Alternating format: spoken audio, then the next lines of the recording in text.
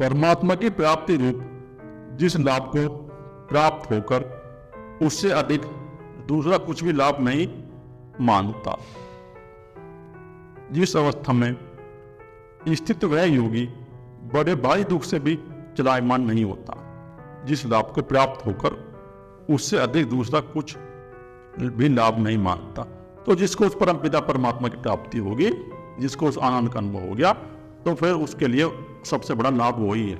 वो ये नहीं मानेगा फिर संसार में मुझे वो व्यापार कर रहा है या कुछ काम कर रहा है कि मुझे लाभ हो गया या मुझे हानि होगी, वो कुछ नहीं मानेगा। या उसके घर में किसी मृत्यु होगी, वो शोक भी नहीं करेगा, फिर उसके अंदर कोई शोक उत्पन्न नहीं होगा। वो तो अपने उस परमपिता परमात्मा के आनंद में स्थिर रहेगा और स्थिर रह के उस आनंद का अनुभव करेगा। वह फिर चलायमान नहीं होगा। चाहे उसके शरीर में कोई दुख हो जाए, थोड़ी पीड़ा तो होगी, शरीर में होगी, पर वो चलायमान नहीं होगा। उसका मन और चित्त है ना, वो चलायमान नहीं होगा। चाहे उसके घर में या आसपास में किसी की दुर्घटना हो जाए या मृत्यु हो जाए, लेकिन वो चलायमान नहीं होगा। उसका मन और चित्त चलायमान नहीं होगा बिल्कुल भी। और यही स्थित पर मनुष्य की स्थिति होती है, जो चलायमान नहीं होता। भगवान ने पहले ही बताया था कि जिस प्रकार दीपक को कमरे में बंद करके हम रख देंगे जहाँ वायु नहीं है, तो चलायमान नहीं होती। तो ऐसे ही जो है, जो स्थित पर मनुष्य है, जिसने उस परम पिता परमात्मा का अनुभव कर लिया है और उस परम पिता परमात्मा के अनुभव में वह लीन है, तो वह चलायमान नहीं होगा। चाहे उसके ऊपर कठिन से कठिन कोई दुख पड़ जाए, लेकिन वह उसका चित्त चलायमान नहीं होगा। वह अपने आनंद में मस्त रहेगा। जो दुख रूप संसार के संयोग से रहित है तथा जिसका नाम योग है, वो दुख रूप संसार के संयोग से रहित है। तो ये जो संसार है दुख रूप है, इस संसार के अंदर दुख और इस संसार के अंदर है क्या? अगर हमें थोड़ा सा नुकसान हो गया तो चित्त के अंदर दुख उत्पन्न हो जाता है, कल्पना शुरू हो जाती है। संसार के अंदर दुख है, इस संसार के अंदर कोई सुख नहीं है। और जिस मनुष्य ने उस परमपिता परमात्मा का अनुभव कर लिया है, जो अपने योग में स्थित हो गया है, तो उसको फिर किसी प्रकार कोई भी दुख नहीं होता। दुख तो उन्हीं को होता है जो संसार के लोग हैं। संसार के लोगों को थोड़ी थोड़ी बात में दुख हो जाता है। आज घर में, सभी के घर में, जो 90% घर है, वो तो ये हाल है कि आपस में गाली गलौज बोलचाल बंद। घर में कुछ थोड़ी बात हो जाए तो उस पर झगड़ा हो जाएगा। तो ये इसलिए उत्पन्न हो रहा है क्योंकि मनुष्य जो है ना, भारत को बैलेंस में ही रहा है। ये समस्या जो भारत के अंदर उत्पन्न होगी ना, जो अब 90% होगी, कहानी खराब होगी। एक दूसरा मनुष्य एक दूसरे को देख के सुखी नहीं है। तो वो इसलिए हो रहे हैं क्योंकि उनके अंदर वो बैलेंस वाली स्थिति नहीं रही है। अगर मनुष्य बैलेंस में रहेगा ना, तो कोई दिक्कत नहीं होगी। इस झगड़े तो होंगे, लड़ाई तो होंगी, ये तो प्रकृति का स्वभाव है, तो पशु के अंदर भी होती है, लेकिन वो स्थिति पैदा नहीं होगी कि भाई मैं इससे बोलचाल बंद कर दूं। वो ठीक है, कुछ समय के लिए रहेगी, 2-4 दिन के लिए, फिर अपने आप ही वो शुरू हो जाएगी। किसी ने किसी को कुछ कह दिया तो झगड़े शुरू हो जाते हैं तुरंत ही। सालों साल तक लोगों की बोलचाल नहीं होती, पूरी जिंदगी तक नहीं होती। मैं तो ऐसे घर भी देखे हैं जहाँ झगड़ा हो गया, कुछ लड़ाई होगी कि पूरी जिंदगी बीत गई, उनकी मृत्यु होगी, लेकिन मृत्यु में नहीं जा रहे वे लोग। उनके घर के इतना अहंकार बैठ गया मन के अंदर, इतनी इच्छा बैठ गई मन के अंदर, इतना द्वेष बैठ गया मन के अंदर, तो ये पशु वाला अहंकार बैठ गया। ये पशु से नीचे की स्थिति है। पशु तो फिर भी एक लेवल में रहता है, ये पशु से भी नीचे वाला अहंकार है। तो ठीक है, जो तुम्हारी समस्याएं हैं उनको अपने आराम से बैठ के सुलझा लो। कोई झगड़ा करने की जरूरत ही नहीं है, झगड़ा करने की जरूरत ही नहीं है। और तो अगर तुम्हारी नहीं बनती तो मैं तो ये कहूँगा, आज वो समय आ गया भारत के अंदर कि अगर नहीं बनती तो जैसे पश्चिम में है ना, अमेरिका, यूरोप और इंग्लैंड में है, जैसे जो पश्चिम के देश हैं, वहाँ अलग रहते हैं, बच्चे अलग रहते हैं और उनके माँ बाप अलग रहते हैं, क्योंकि उनको पता है अगर एक जगह रहेंगे तो उनके अंदर झगड़ा उत्पन्न होगा। तुम अपने बच्चों की शादी करके उनको अलग कर दो, और अलग कर दो और अपने ध्यान साधना में लग जाओ। और जब तुम ध्यान साधना लग जाओगे ना, 2 घंटे 3 घंटे ध्यान करोगे, तो तुम्हारे अंदर ये बीमारी उत्पन्न नहीं होंगी। सबसे बड़ी बात ये हो जाएगी, तुम प्रकृति के निर्भर रहोगे और सुखपूर्वक अपने जीवन के 80 साल जी के जाओगे। चलते फिरते जो है सही तुम्हारा छूट जाएगा। ये जो बुजुर्ग बीमार हो रहे हैं और खाट में पड़े रहते हैं, किसी का बीपी हो गया, किसी का शुगर हो गया, इनकी दवाई चल जाती है 60 साल के बाद। ये समस्या उत्पन्न क्यों हो रही? ये समस्या इसलिए उत्पन्न होगी क्योंकि वो मेडिटेशन नहीं कर रहा, ध्यान नहीं कर रहा, उस परमपिता परमात्मा का नाम भी नहीं ले रहा, इसलिए उत्पन्न हो गया समस्या, इसलिए बीमार है वो। जापान के लोग देख लो तुम, जापान के लोग बैलेंस में रहते हैं, 100 साल 110 साल 120 साल से जीत के जाते हैं और 100 साल तक स्वस्थ रहते हैं वे। एक बार मैं देख रहा था एक वीडियो, तो उसमें जो 100 साल का बुजुर्ग था, वो जापान के अंदर सड़क पे सफाई का काम कर रहा था। वो ऐसे ही करता था फ्री में ही, उसको कोई तनख्वाह नहीं लेता था। वो अपने देश को स्वच्छ करने के लिए सड़क पे जो से कुछ कूड़ा कचरा दिखाई देता था, वो झाड़ू लेके साफ कर देता था, जो धूल से दिखाई देती थी। हाल तो वहां धूल रहते नहीं, क्योंकि लोग वहां के कूड़ा कचरा करते ही नहीं है, इतने सक्षम है, गंदगी फैलाते नहीं है। और हमारे यहाँ 100 साल का बुढ़ा है ही नहीं आज के समय में, हमें दिखाई नहीं दे रहा। 90 के दशक में थे, 90 के दशक से पहले थे बहुत, 90 साल के 95 साल के, लेकिन आज के समय में कोई दिखाई नहीं दे रहा ऐसा। 100 साल का बुढ़ा कोई एक आध हो सके होगा तो कोई किसी गांव में, लेकिन हमें तो कोई दिखाई दिया नहीं। ज्यादा से ज्यादा ऐसे हो रहे हैं कि भाई अगर 2-4% बुजुर्ग हैं, ऐसे हैं वैसे 2-4%, और 90-95 तक बस 100 साल से ऊपर नहीं जा रहे। लेकिन जापान में ऐसे मनुष्य बहुत मिल जाएंगे तुम्हें जो 100 साल से ऊपर है, क्योंकि वो प्रकृति की बैलेंस पर रह रहे हैं, उनको बीमारी नहीं हो रही, क्योंकि वो मेडिटेशन कर रहे हैं 2 घंटे रोज डेली। जापान के लोग मेडिटेशन नहीं छोड़ते, वो 2 घंटे अनिवार्य करते हैं मेडिटेशन में। तो अगर तुम 2 घंटे अनिवार्य मेडिटेशन कर लो तो ये समस्या उत्पन्न नहीं होगी बुजुर्गों के लिए। बुजुर्ग बीमार नहीं होगा। बुजुर्ग अगर बीमार हो रहा है तो अपनी कमी से बीमार हो रहा है, वो संसार में आसक्त हो गया, उसका चित्त वो बैलेंस में लेकर नहीं आ रहा अपनी ऊर्जा को। रिटायर होके आएगा तो कहीं शुगर की दवाई खा रहा है, कहीं हार्ट अटैक की दवाई खा रहा है, कहीं किसी चीज की दवाई खा रहा है, और कहीं बच्चों को, भाई बच्चों मुझे लेके चलो डॉक्टर का, मेरी तबीयत खराब होगी। बच्चों को भी दुखी रखता है, परेशान रखता है। और फिर वे बच्चे सामने तो कहते नहीं, लेकिन पीछे कहते हैं बाहर निकल के कि बुढ़े ने परेशान कर दिए, बुढ़ा मरता ही नहीं। तो ये समस्या उत्पन्न होगी घर घर। 90% के घर की कहानी होगी ऐसी, क्योंकि बच्चों के अंदर तो वह अहंकार उत्पन्न हो गया जो पशु वाला है। बच्चा भी जो है ना बैलेंस में नहीं है, और जो बच्चा बैलेंस में नहीं होगा वो यही कहेगा कि यार बुढ़ा कब मरे, और कोई बीमार हो गया बुजुर्ग घर में और वो 3-4 महीने तक खाट पर रह गया, या 1 महीने तक भी खाट पर रह गया, उसकी सेवा करनी पड़ी उसको, तो ये कहेगा बुढ़ा कब मरे, कब हमारा पीछा छोड़े।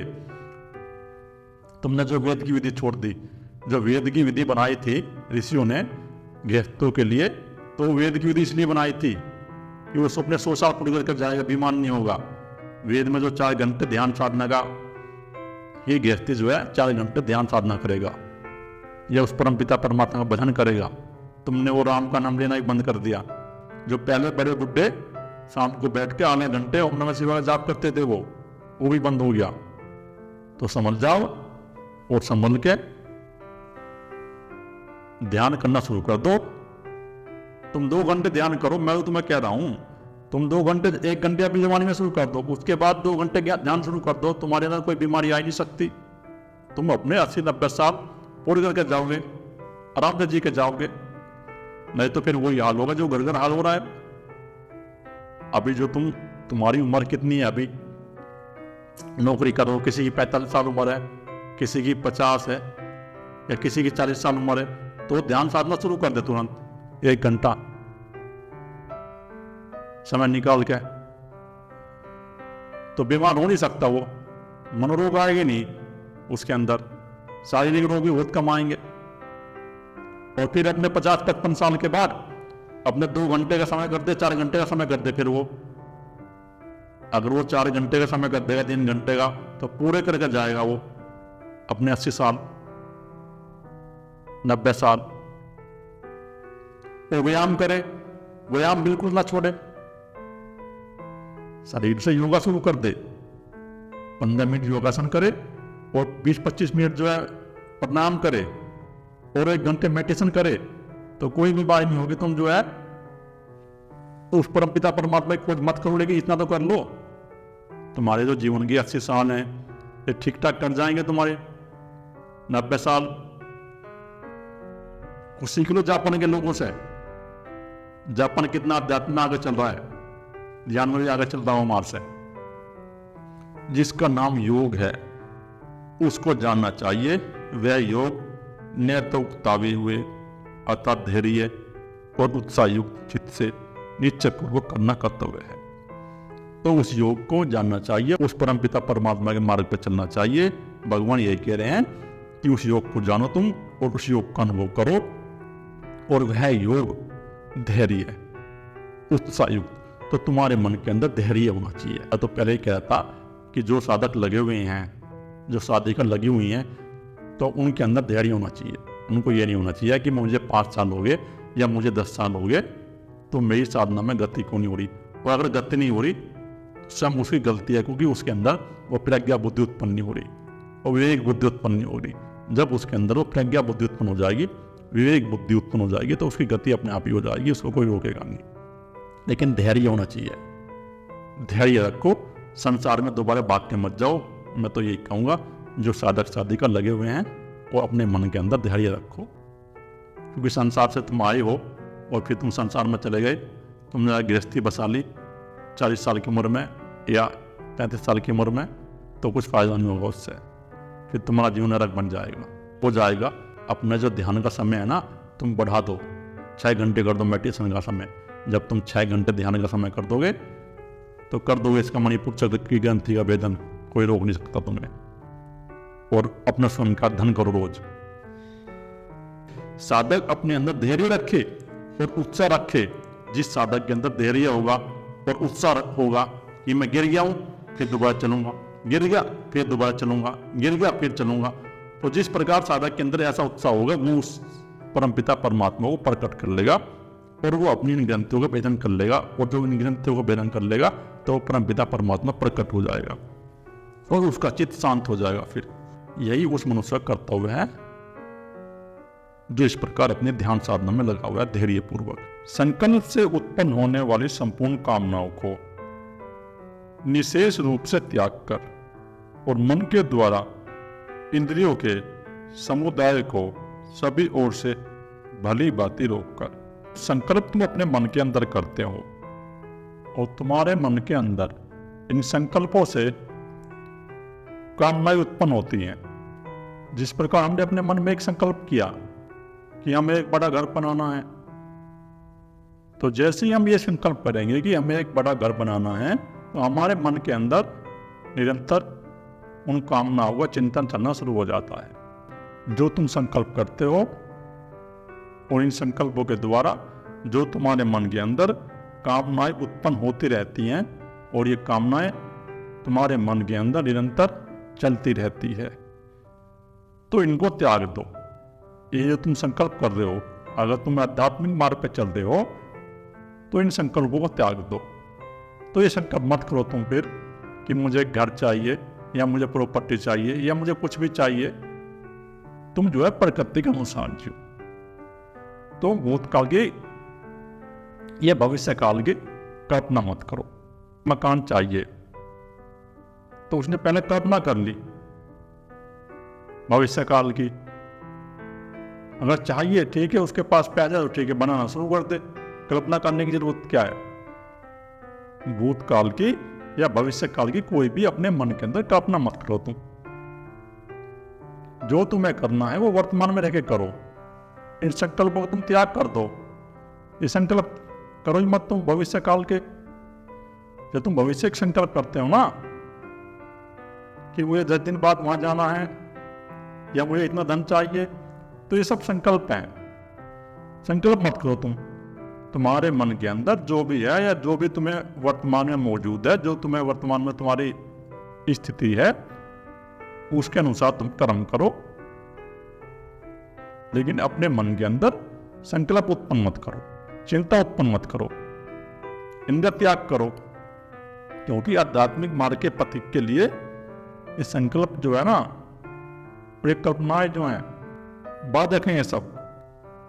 और जब तुम इन मन के संकल्पों का त्याग कर दोगे, जो तुम्हारे मन के अंदर संकल्प उठ रहे हैं, तो मन के द्वारा इंद्रियों के समुदाय को रोक कर तो मन तुम्हारा अपने आप ही रुक जाएगा। फिर जब हमारा मन वर्तमान में स्थित हो जाएगा तो फिर हमारा मन जो है बाहर भागेगा ही नहीं, वो वर्तमान में रहेगा।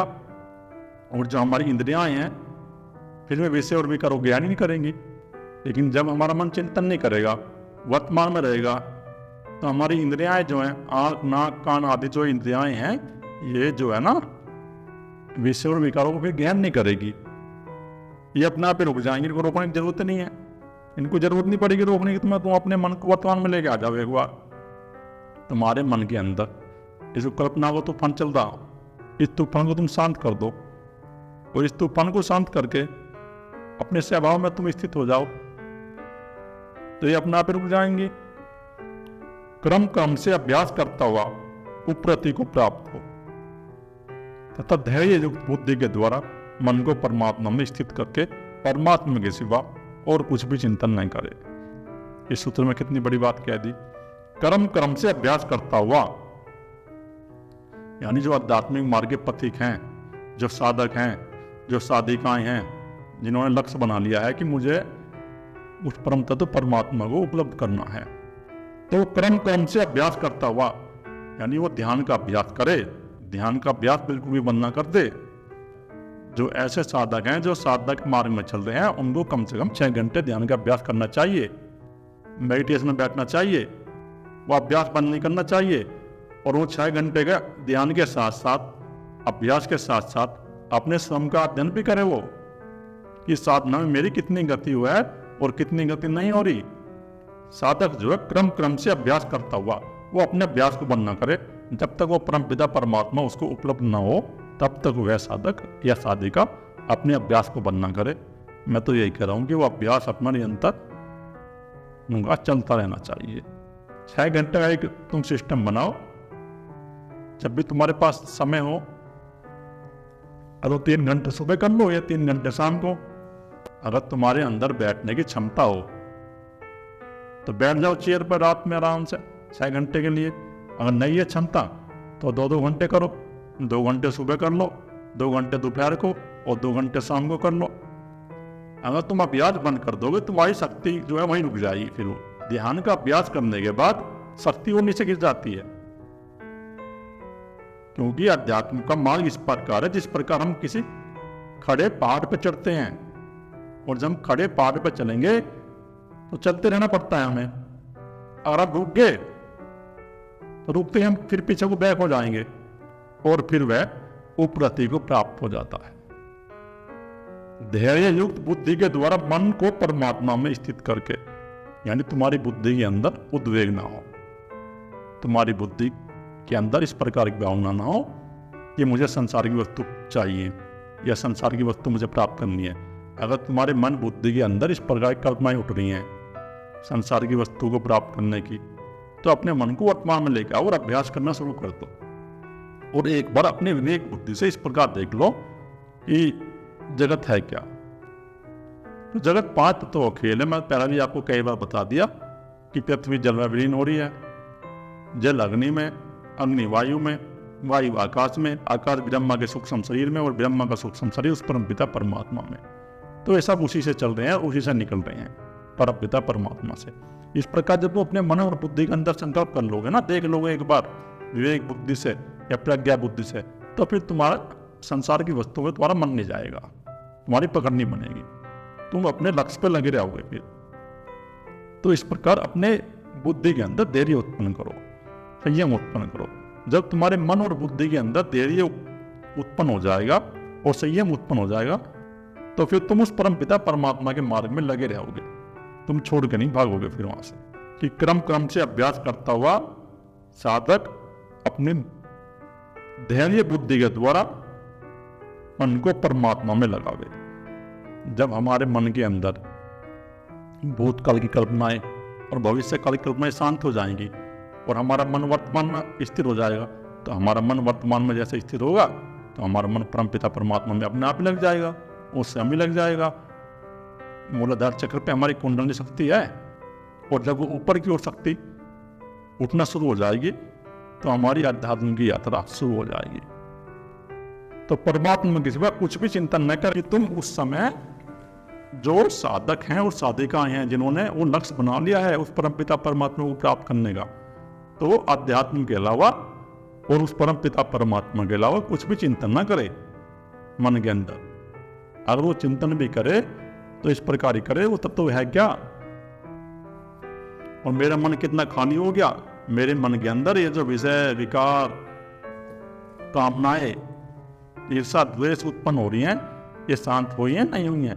वैसे तो ये खत्म होती है मणिपुर चक्र का भेदन करने के बाद ही, पर फिर भी साधक को ये रखना चाहिए कि कम हुई है नहीं हुई है, तो हम लोग कम करता रहे। धीरे धीरे गिनती खुलती रहती हैं, कम होती रहती हैं, और अपने मन को वर्तमान में रखकर साधना के मार्ग में आगे बढ़ना चाहिए।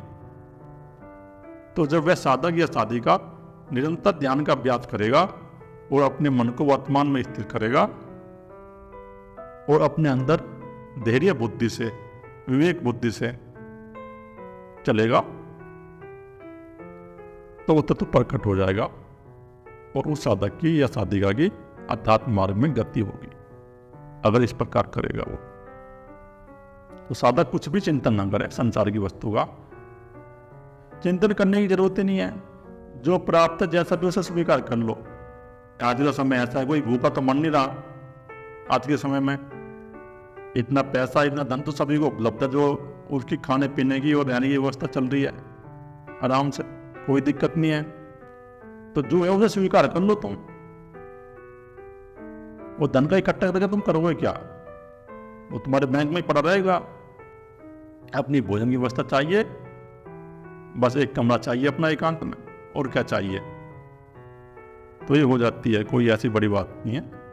और नहीं है तो कुछ काम कर ले अपना, 6 घंटे या 8 घंटे नौकरी कर ले कहीं, अपनी वहाँ से व्यवस्था करे, 8 घंटे नौकरी करे और नौकरी करने के बाद अपना फिर 6 घंटे अभ्यास करे और 6 घंटे नींद ले।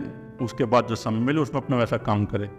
ऐसा ही नहीं है कि हमें घर बार छोड़ के एकांत में बैठना है, बल्कि वो ठीक है। मैं तो यही कहूँगा कि अगर तुम नौकरी करते रहो, अपना काम करते रहो और उसके अनुसार ध्यान का अभ्यास करो तो ठीक रहेगा। अगर तुम अकेले रहोगे तो अकेलेपन की बीमारी से तुम पीड़ित हो जाओ, क्योंकि जब तक मणिपुर चक्र की ग्रंथि का भेदन नहीं होगा, नाच नचाएगी, ये अटैक करती है साधक के ऊपर, मन के ऊपर। संस्कार उठ के आते हैं और कई बार संस्कार ऐसे उठ जाते हैं कि वो 1-1 महीने तक रहते हैं हमारे चित्त के अंदर। उनको संभालना मुश्किल हो जाता है, साधक पागल सा हो जाता है। तो साधक अगर वो अपना कुछ काम करे तो कोई दिक्कत की बात नहीं है इसमें। और कहीं आश्रम में रहना तो फिर वहाँ तो कोई दिक्कत नहीं है, वहाँ तो सब सुविधाएं हैं। आश्रम के अंदर तो सब चीज़ की सुविधाएं हैं। आजकल सभी आश्रम ऐसे हैं, गाड़ी की, खाने पीने की अच्छी व्यवस्था है, रहने की अच्छी व्यवस्था है। तो अगर ऐसा मिल जाए तो फिर कोई दिक्कत नहीं है साधक को, फिर तो अपना स्वयं की खोज आराम से कर सकता है और वहाँ पर ना कोई इसकी टांग खींचने वाला है।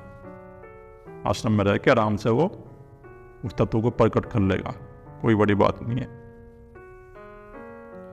यह स्थिर न रहने वाला और चंचल मन जिस जिस शब्द आदि विषय के निमित्त संसार में विचरता है, उस विषय से रोक कर यानी हटाकर इसे बार बार परमात्मा में निधित करो। भगवान कह रहे हैं कि यह स्थिर न रहने वाला चंचल मन। तो ये जो हमारा मन है ना, ये कभी स्थिर नहीं रहता, ये भागता ही रहता है। कभी भविष्य में भागेगा, कभी भूतकाल की चिंता करेगा। तो 24 घंटे इसके अंदर चिंतन चलता रहता है। जब हम रात में भी सो जाते हैं तो रात में भी हमारे मन के अंदर चिंतन चलता ही रहता है। जिनको तुम सपने कहते हो, तो सपने वे ही हैं कि मन जो है कल्पना करता रहता है रात में भी। जो जागृत की अवस्था है वो हमारी समाप्त हो जाएगी और सपन अवस्था शुरू हो जाएगी, तो मन उसको सत्य मान लेगा। मन सपने को सत्य मान लेता है।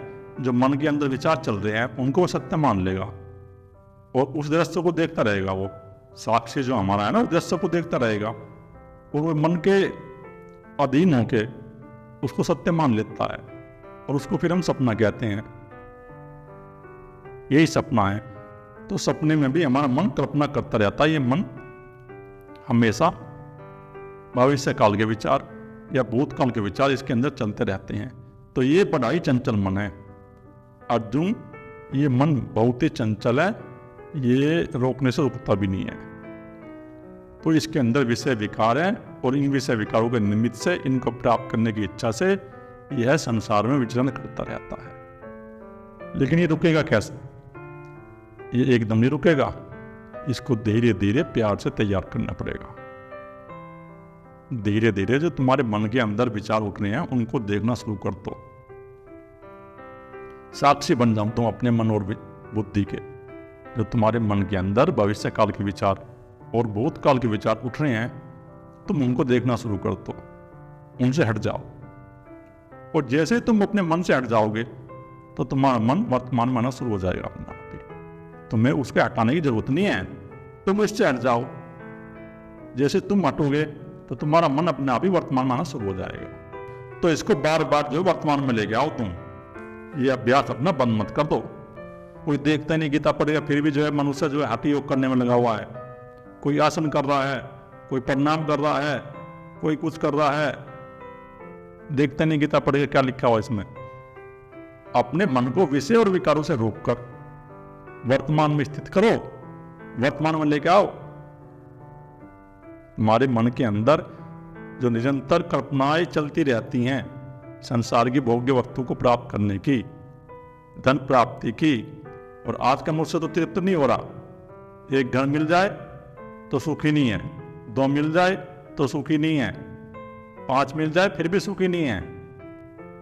ऐसे ऐसे आदमी मिले हैं मुझे जो 10-10 नोट खरीद लिए, जिन्होंने 20-20 नोट खरीद लिए, और वे कह रहे हैं कि हमें और लेने हैं, हम तृप्त नहीं है। और उनकी उम्र हो गई 60 साल, शरीर में बीमारी आ गई है, गोली खा रहे हैं, 10 साल बाद उनकी मौत आने वाली है, और वो ये कह रहे हैं कि हमें और प्लॉट चाहिए और धन चाहिए। तो ये मन तृप्त नहीं होता। इस चीज से आप जो है अंदाजा लगा सकते हो कि ये मन हमारा कभी भी तृप्त नहीं होता।